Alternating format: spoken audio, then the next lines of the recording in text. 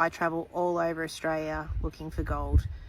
I tend to do it mostly on my own these days. Gold's a funny thing, does funny things to people, so usually on my own unless I've got a crew over in WA that I hang with.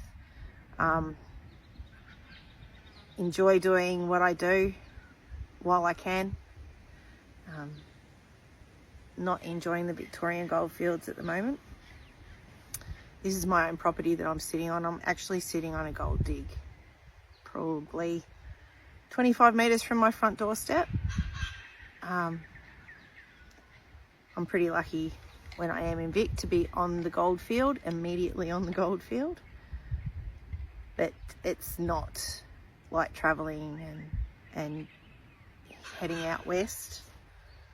Mind you, I think the flies might be pretty bad this year in Victoria, because on the last 1 or 2 warm days there's been a considerable amount of them, so maybe, you know, I might feel like I'm back in west soon.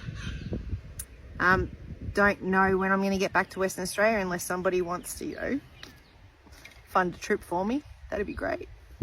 But I don't know when I'm going to get back over there, to be totally honest. Life circumstances at the moment, affordability, and it's like taking a bet, really, isn't it? I can go and spend $8,000 on going to WA for 3 months, or I can stay home and see my grandchild and find little bits of gold and clean the gold fields up of a little bit more lead.